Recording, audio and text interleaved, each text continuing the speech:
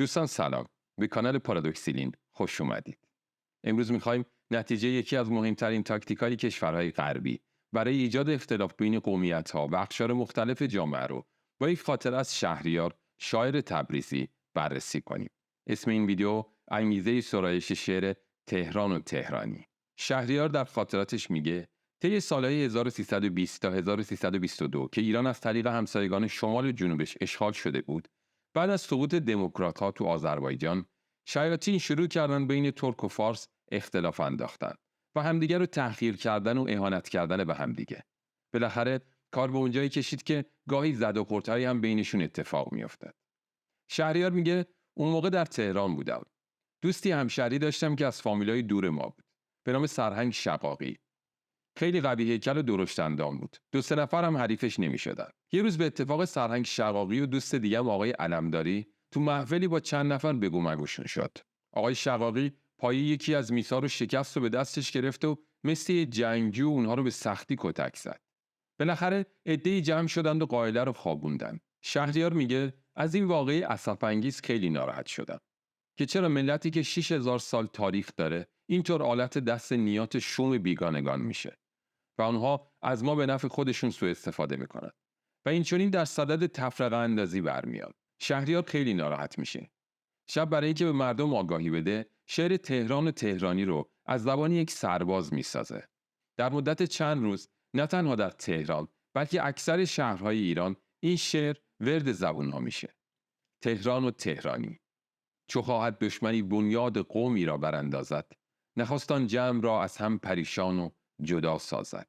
چو تنها کرد هر یک را به تنهایی بدو تازد، چنان اندازدش از پا که دیگر سر نیفرازد.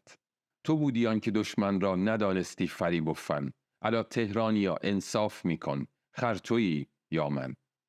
چو استاد دغل سنگ محک بر سکه ها زد، تو را تنها پذیرفت و مرا از امتحان بازد. سپس در چشم تو تهران به جای مملکت جا زد، چو تهران نیز تنها دید با جمعی به تنها زد. تو این درس خیانت را روان بودی و من کودن، الا تهرانیا انصاف میکن خر تویی یا من. چرا با دوستدارانت عناد و کین و لج باشد، چرا بیچاره آذربایجان عضو فلج باشد. مگر پنداشتی ایران ز تهران تا کرج باشد، هنوز از ماست ایران را اگر روزی فرج باشد. تو گل را خار میبینی و گلشن را همه گلخن، الا تهرانیا انصاف میکن خر تویی یا من. گمان کردم که با من همدل و همدین و همدردی، به مردی با تو پیوستم ندانستم که نامردی. چه گویم بر سرم با ناجوانمردی چه آوردی، اگر میخواستی ای به زبانم هم رفع میکردی. ولی ما را ندانستی به خود هم کیش و هم میهن، الا تهرانیا انصاف میکن خر تویی یا من. تو اهل پایتختی باید اهل معرفت باشی، به فکر آبرو و افتخار مملکت باشی. چرا بیچاره مشتی وحشی و بی تربیت باشی، به نفس من چه خندی خود سراپا موقست باشی. مرا این بس که میدانم تمیز دوست از دشمن، الا تهرانیا انصاف میکن خر تویی یا من. به قفقازم برادر خواند با خود مردم قفقاز، چو در ترکیه رفتم وحچ حرمت دیدم و اعزاز. به تهران آمدم نشناختی از دشمنانم باز، من آخر سالها سرباز ایران بودم و جانباز. چرا پس روز را شب خوانی و افرشته اهریمن، الا تهرانیا انصاف میکن خر تویی یا من. شهریار در ادامه میگه بعد از سرودن شعر تهران و تهرانی، بعضی‌ها مدتی در صدد ناراحتی و اذیت کردن من بر اومدن. از منزل که بیرون می اومدم، عده‌ای مأمور بودند که پوست خربزه و آشغال به طرف من پرتاب کنند. عده‌ای هم به طرق مختلف ناراحتم می‌کردند. از اون به بعد زندگی در تهران برام غیر قابل تحمل شد. مدت‌ها گوشه‌گیری اختیار کردم. این خاطره شهریار اتفاق منحصر به فردی نیست و فقط هم مربوط به ایران ما نیست. در دوران انقلاب فرانسه هم این وضعیت بین پاریسی‌ها و کسایی که از شهرهای دیگه به پاریس می‌اومدن برقرار بود و همیشه مورد آزار و برخی از مردم پاریس قرار می‌گرفتند. انگار که یک رابطه نامحسوسی بین روون حرف زدن پاریسی‌ها و تهرانی‌ها وجود داشت. شهرستانی‌ها با اعراب خودشون فرانسوی و فارسی صحبت می‌کنند و این بهترین بهونه برای مسخره کردنشون از طرف پاریسی‌ها و تهرانی‌ها بوده. حالا عکس این قضیه چطوره؟ اینها تجربه زندگی شخصی خودم در استان‌های مختلفه. مثلا وقتی یک تهرانی باشی که نشونش صحبت کردن با اون فارسی غلیظه، اگه به شهر کرمان بری بیشتر تحویلت میگیرن. اگه به گیلان و رشت بری، همون برخورد تمسخرآمیز رو که در تهران یک شهرستانی میبینه رو میتونی ببینی. شاید دلیلش متقابل به مثل کردن گیلانی هاست، چون تهرانی ها بیشتر رشتی ها و آذری ها رو به تمسخر میگیرن. در تبریز و آذربایجان مثل ترکیه و استانبول زبان بدن جاریه. شما حتی اگه طرف مقابلت به فارسی مسلط نباشه، با ایما و اشاره هم میتونی منظورت رو بفهمونی و خیلی مورد تمسخر اونها قرار نمیگیری. شاید به این دلیله که تبریز شهر بی‌گداست و نیاز به بیان بعضی از مسائل با زبان نیست.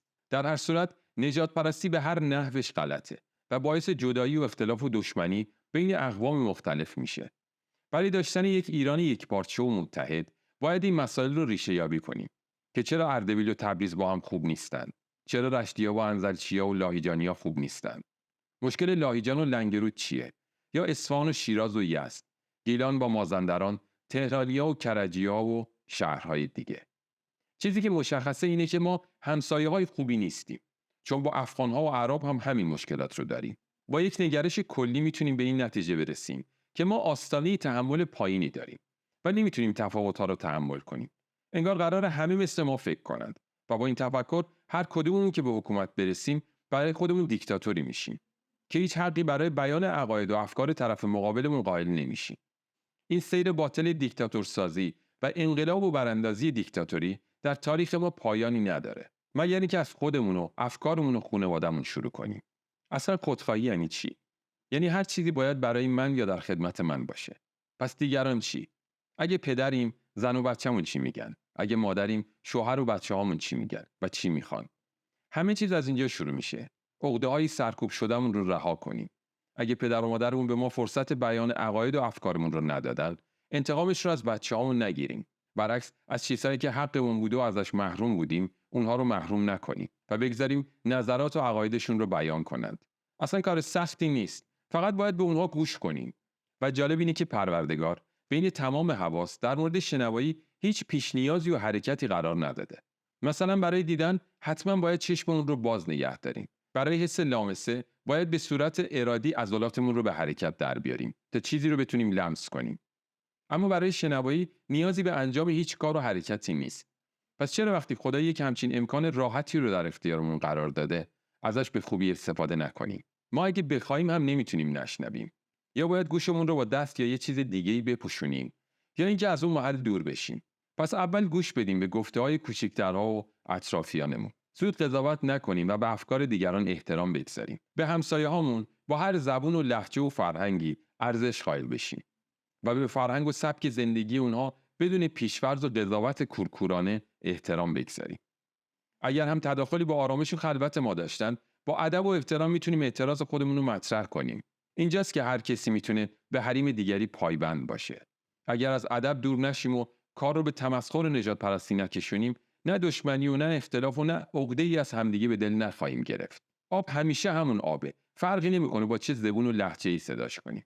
به جای همزبونی همدلی رو انتخاب کنیم تا لذت دور هم بودن و متحد بودن رو احساس کنیم. با این رویه هم روحیه خوبی خواهیم داشت و هم شرایط اقتصادی بهتری، چون صداقت و ادب تو هر زمینه‌ای که باشه شرایط رو بهتر میکنه و فضای مناسبتری رو حتی برای تجارت به وجود میاره. دوستان، در اینجا به انتهای این ویدیو میرسیم. امیدواریم جمعتون همیشه جمع و دلتون همیشه خوش باشه. تا ویدیوی بعدی شما رو به خدای بزرگ میسپاریم. وقتتون بخیر و به امید دیدار.